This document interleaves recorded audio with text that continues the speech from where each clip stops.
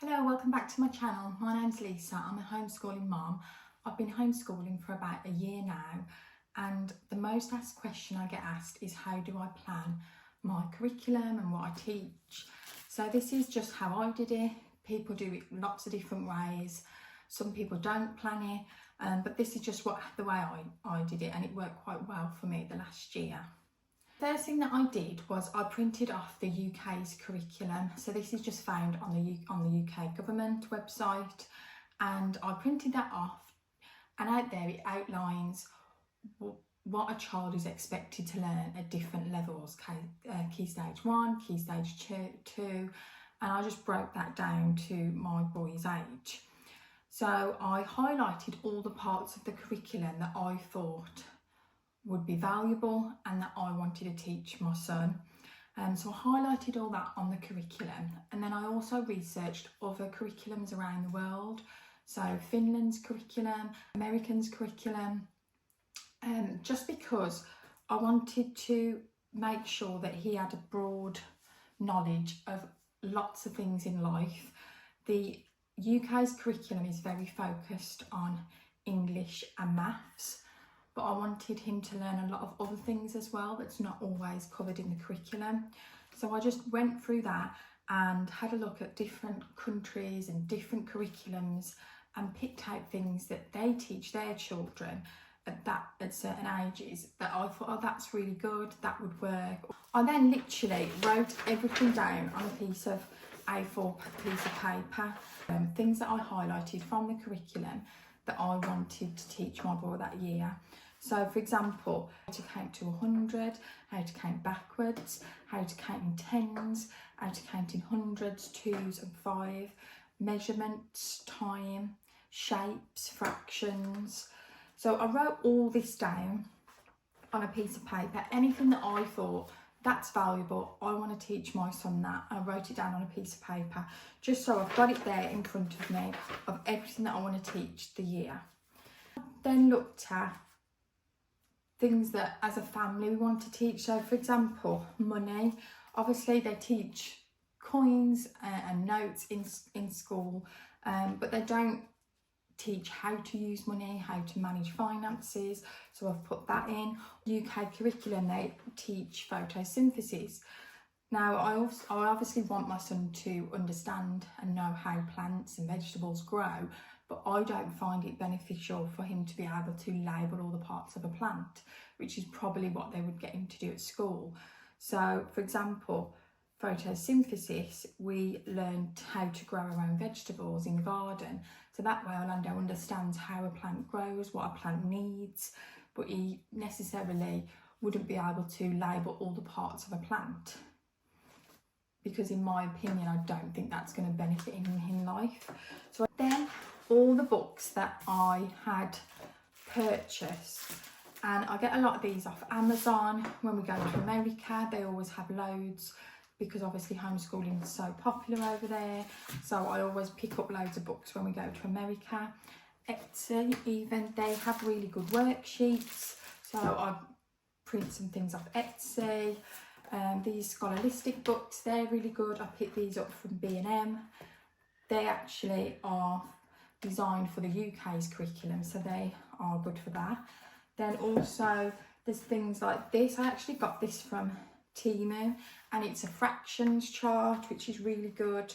So basically I order all my resources at the start of the year, everything that I think that I need. Obviously as I go through the year and I see anything or I think I need something, I'll go in and order it, but I order all my resources at the start of the year, and then I literally sit down every week on a Sunday and have the sheet of paper next to me of everything that I want to teach my son, and I just break it down. So I use these weekly planners, but any kind of planner would really work, and I just literally fill in everything. So I have this next to me so I know what things I want to teach. So for example, on here we have got spelling, so then I would go to my Brain Quest book and I would look at the Brain Quest. Why I like them so much is because they're all in sections. So it's got phonics at the start, then it's spelling, vocabulary, then it's got language arts, reading, so it's all in sections. So then literally I think, right, we're going to start the day, we'll do some spelling. So I go on the spelling pages, have a look through, see what the activities are, and then I'll literally write on my planner spelling and what pages we're going to do that day. I try to keep it varied each day, and I don't like to spend too long on each section, just purely because Orlando, being a boy, he likes to be active, likes to keep moving. He doesn't like to sit down for hours and hours and do reading after reading. So I like to keep the activities quick and short, keep him interested, keep him engaged. That's just what works for me. And also speaking to teachers and speaking to other people from schools, when you really break down a school lesson, the lessons normally are about an hour long. The actual time of learning is actually about 15 minutes of learning for each hour. So really, we're actually doing probably the same amount that he would be doing in the school. You break the school lesson down, the time it takes to get the class settled, the time it takes to present the class, when you take off interruptions from the different things that can occur during class time, when people have questions, when the teacher has to, help a certain student who needs more help on it. The actual learning time is and this is from a teacher, that a teacher told me this, a couple of teachers actually I've spoke to, it's like 15 minutes learning time, and they'll probably have like 5 minutes of doing the activity. It's not a whole hour of full learning. Yeah, so we do about like 10-15 minutes on each subject, and that's just what works for Orlando. Obviously, as he gets older, that will probably change, and we'll do topics that will take longer. But yeah, at the minute, that's what we're doing. Always make sure we do phonics every day, because Orlando is learning to read. He can read, there's just some words that he struggles with, so we still do phonics. We do that every day. We also do maths every day, and we also read one book every day. And so that's just what works for me. So I'll do some phonics, we'll do some spelling, we could then do some language arts. So I literally just go through and pick the page that I think, oh, that would be really good, that's beneficial, he would like that activity. So I'll just write that down. Sometimes we do 2 pages, sometimes we do 4 pages. I'd be afraid to go off. So for example, one day last week we were doing mathematics, and it was actually the times tables. So we were doing an activity where he was filling in the times tables, and he went to like 30, I think he was doing the 3 times table.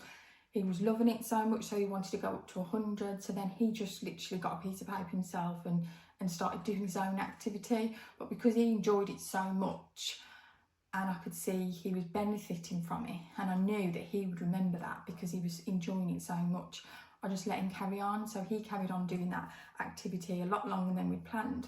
That's okay. And I think when you start homeschooling, if you're new to it, I definitely was like this. I was like, we've got to stick to the plan, we've got to make sure we get all these marked off every day. But as you get more used to it, and you're more confident in your ability to teach your child, you kind of realise that that's the big benefit to homeschooling, is that you can decide how long you spend on each time. If the child needs more help, then you can spend more time on it. If he's enjoying it, you can spend more time on it. If he gets it in one go, you can move on. It's not like he's in a class where he's got to carry on with the rest of the class. So don't be afraid to go off your planner. And because at the start I was very like, you must do each section on the planner or I've failed. But that's, if I don't do a section on the planner, I'll just move it to the next day and we'll cover it the next day, so it's not an issue. So I'll fill this all in every day. So I do this on a Sunday, and I plan this out for every single day, what we're going to do. This can also include activities or anything. Now we do 2 hours of structured learning every day, Monday to Friday.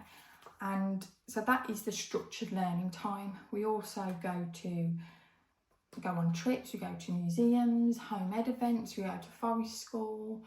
We do things as a family, and that can all be learning as well. I don't write that down. I don't write that down on my planner. This planner is purely for my structured learning. But obviously that's up to you. If you do all your homeschooling and you're going to plan on spreading it out for the whole day, then you could write your whole day. If you're going to take a break, go on a walk, go to the park, come back and then do some maths, then that's, you know, it's literally up to you. I do this just so I've got structure. That's just what works for me. Some families won't want structure and they just want to wake up and do what, you know, what feels right that day, and that's fine. This is just what I do. So don't feel like if this is something that you think, oh, I couldn't do that every Sunday, or I couldn't plan that week out like that, then that's fine. It's totally up to you to do whatever you feel is best for you and your family. So as we start the homeschooling morning, I'll just get my planner out. It has a list of the books. I put the books that we're using, what pages, so it's just really easy every day on the morning to get the books out. I flick to the first page, right, we're going to do this.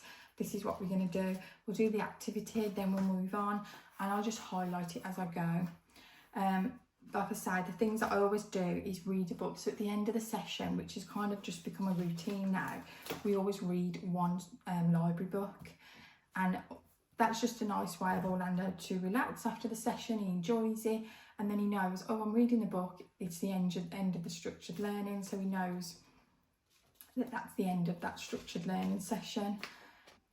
So we do that every day, and I always log all the books that Orlando's read. Now, also as well, a good thing about doing it this way is if your LA does request a report, which they normally do, that's the local authority will request a report every year asking how you have been teaching your child and what you've been up to, basically. They can ask for evidence. Again, this is totally up to you. You don't have to respond. You don't have to reply at the moment, as in May 2025. It's not a legal requirement to respond to the LA. I always have, just because I don't feel like I've got anything tied. So when I do my LA report every year, which is at the moment, it's about September, and I think speaking to other people, other families, it's September time. So they send the report out and they just ask basically, what have you been doing with your child the last year? So I'll get all this out, get my planners out, and I'll be able to say, like, this is what we've been teaching, this is what I've been focusing on, this is what he's done, this is how he's doing each subject. And because I keep all this, it's just really, the report literally takes a couple of hours. I've done the report and I'm done. I also take screenshots of some of his work. So when he's done some pages, I'll just take screenshots of the pages so they can see examples of his work. But this just really works for me, and I'm sure as he gets older, this will change. Because my son is 7, the things that they teach in school, a lot of it, I would agree, is beneficial at the moment. Reading, writing, mathematics. He needs to know that whatever he wants to do in life, he'll need to know a basic knowledge of that. So at the moment, it's very similar to a lot of the schoolwork. As he gets older, I know that will change. So maybe the way I plan will change. But like I say, this is what just works for me at the moment. This is what I've been doing for about a year now. It works really well. Orlando enjoys it. He can see what activities we're going to do each day, so he knows what he's got to achieve. And yeah, it just makes it simple and easy for me. If anyone's got any questions or you want any more information, then please just drop me a message. But thank you for watching, and hopefully I'll see you on the next video.